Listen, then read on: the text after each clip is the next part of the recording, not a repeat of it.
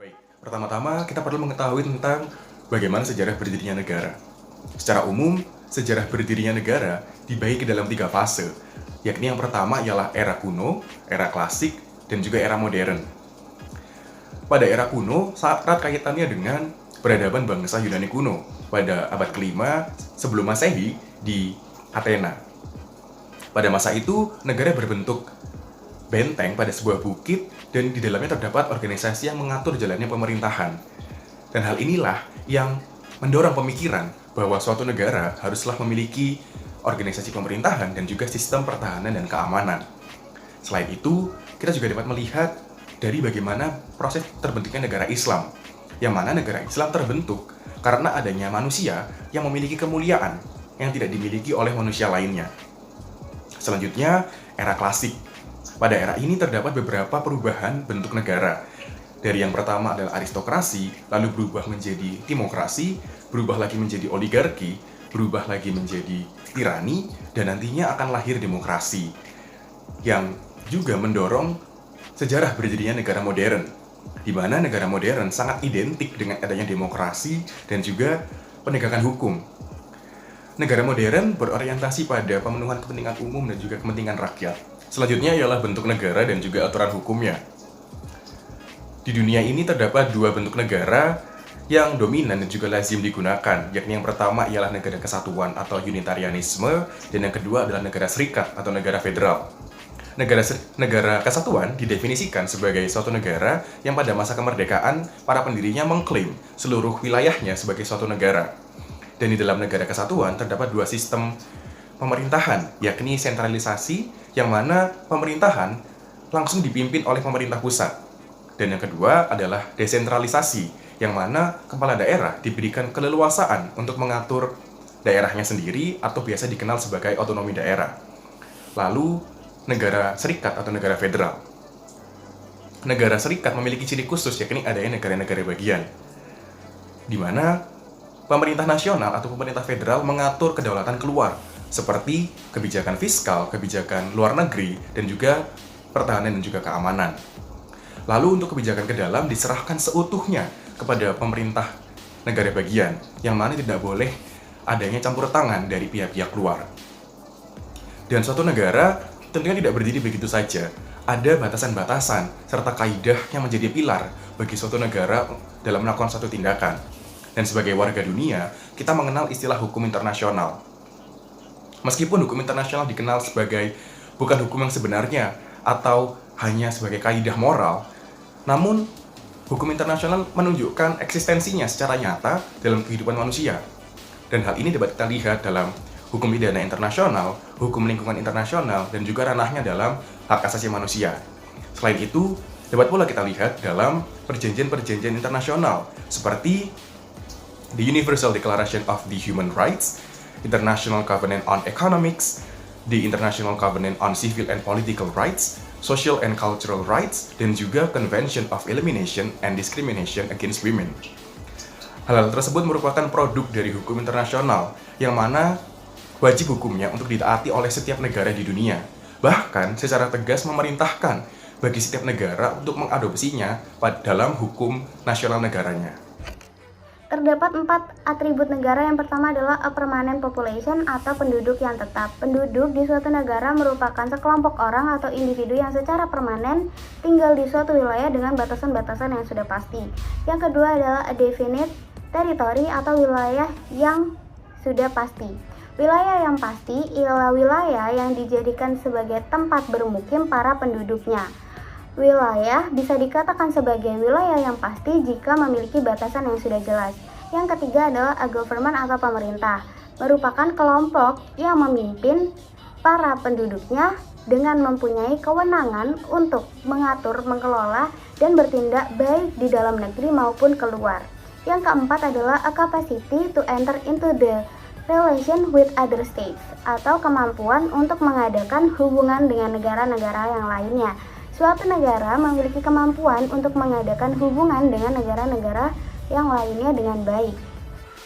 Saya akan memaparkan mengenai cara memperoleh wilayah di dalam perspektif hukum internasional. Jadi di dalam hukum internasional sendiri itu merupakan suatu aturan yang adanya aturan tersebut digunakan untuk mengatur batasan-batasan mengenai wilayah. Jadi, adanya hukum internasional dan wilayah ini juga merupakan dua kesatuan yang tidak dapat dipisahkan. Kemudian ada pula kedaulatan negara yang di dalam perspektifnya sendiri itu dibedakan menjadi dua, yaitu perspektif negatif dan positif. Untuk perspektif negatif adalah kewajiban suatu negara untuk memenuhi hak-hak dan kewajiban negara di wilayahnya. Kemudian di dalam hukum internasional sendiri juga dimuat bahwa adanya suatu negara yang tidak memiliki kedaulatan negara dan tidak tunduk pada negara manapun ataupun tidak bisa ditundukkan, seperti contohnya itu laut lepas, samudera maupun ruang angkasa. Adapun beberapa metode, cara ataupun prinsip dalam memperoleh wilayah dalam perspektif hukum internasional. Pertama, adanya metode ataupun cara efektivitas, di mana berlakunya itu menggunakan hukum nasional yang masih berlaku di wilayah tersebut. Biasanya dengan metode ini, para negara itu menggunakan suatu namanya bisa konstitusional, seperti menggunakan perjanjian perdamaian, maupun dengan cara koersif ataupun kekerasan. Kemudian yang kedua, adapun prinsip, yaitu prinsip uti possidetis, di mana negara baru akan mengikuti batas wilayah dari negara yang pernah mendudukinya. Dari prinsip ini ada pun beberapa cara yang digunakan. Yang pertama adanya pendudukan, dan kedua adalah penaklukan ataupun aneksasi. Yang pertama yaitu pendudukan. Pendudukan ini adalah cara memperoleh wilayah di mana negara tersebut itu belum pernah diduduki oleh negara lain. Dan yang kedua adalah aneksasi. Aneksasi ini biasanya menggunakan cara koertif ataupun kekerasan. Bahkan menurut Hans Kelsen, salah satu pendapat ahli, mengatakan bahwa metode dari aneksasi ini biasanya merupakan metode yang mendapatkan wilayah atau memperoleh wilayahnya ini secara tidak sah, dan metode ini sudah tidak digunakan lagi sejak masyarakat mulai menandatangani peraturan PBB pada tahun 1945. Kemudian yang ketiga adalah akreasi ataupun pertambahan, di mana cara memperoleh wilayah ini itu berdasarkan letak geografis atau penambahan geografis karena faktor alam yang murni dari alam, jadi bukan karena tindakan rekayasa ataupun tindakan campur tangan dari manusia. Kemudian ada pun preskripsi. Preskripsi ini adalah suatu memperoleh wilayah dengan cara menduduki wilayah tersebut dalam kurun waktu yang lama dengan persetujuan dan tanpa keberatan dari pemimpin wilayah yang sebelumnya. Namun di dalam hukum internasional tersebut juga tindakan ini melanggar peraturan-peraturan yang ada di hukum internasional itu sendiri. Kemudian ada metode Cesi. Jadi metode ini adalah metode di mana pengalihan wilayah itu dilakukan secara damai. Biasanya dilakukan seusai perang setelah menandatangani suatu perjanjian, seperti contohnya adalah perjanjian Nanking antara Inggris dan China di tahun 1945. Dan yang terakhir yaitu menggunakan metode plebiscit. Plebiscit ini adalah suatu metode yang digunakan untuk memperoleh wilayah berdasarkan pemilu ataupun referendum ataupun cara-cara lain yang mungkin sudah disetujui oleh masyarakatnya. Contohnya adalah Timur Timur pada tahun 1999 melalui cacat pendapat akhirnya mengaku kemerdekaannya sendiri. Namun di dalam ICJ, penentuan nafsi sendiri ini sudah diakui oleh hukum internasional. Saya akan membawakan materi doktrin tindakan negara. Negara memiliki kedaulatan untuk mengatur dan mengurus wilayah sendiri tanpa adanya intervensi dari negara asing.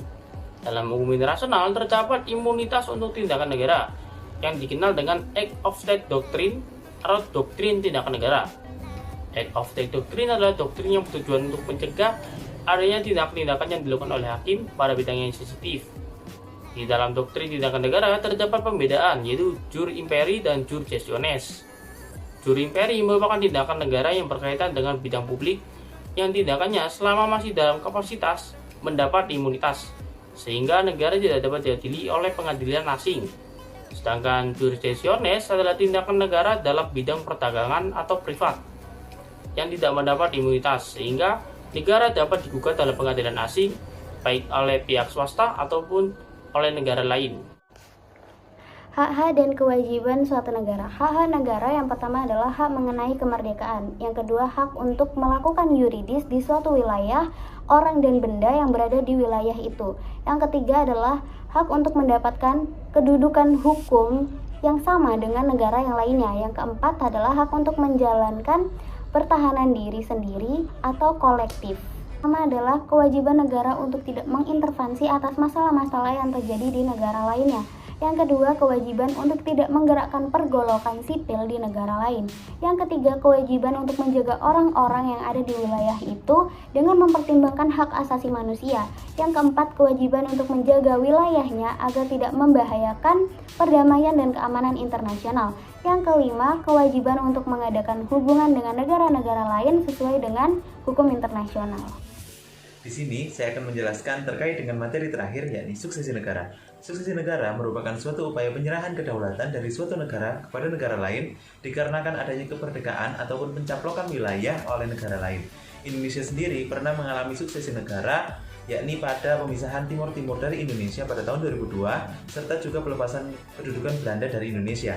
Dalam suatu suksesi negara dikenal dua doktrin terkenal, yaitu yang pertama adalah vested rights doctrine, yang berarti hak dan kewajiban negara diganti akan tetap ikut dibawa oleh negara pengganti. Jadi tidak ada dampak bagi negara internasional. Dan kemudian ada juga clean slate doctrine, yang berarti negara pengganti berhak menentukan nasib negaranya sendiri dan tidak ada kaitannya dengan hak dan kewajiban negara yang diganti. Selain itu, terkait dengan kontinuitas perjanjian yang ada di dalam suksesi suatu negara juga diatur sedemikian rupa, yakni perjanjian atau konvensi yang berlaku dalam negara diganti akan secara otomatis tidak berlaku lagi. Namun, perjanjian yang dibuat oleh negara pengganti akan menjadi berlaku dalam teritorialnya tersebut. Mungkin cukup sekian presentasi dari kelompok kami, kurang lebihnya kami haturkan mohon maaf. Dan atas perhatiannya kami ucapkan terima kasih sebanyak-banyaknya. Assalamualaikum warahmatullahi wabarakatuh.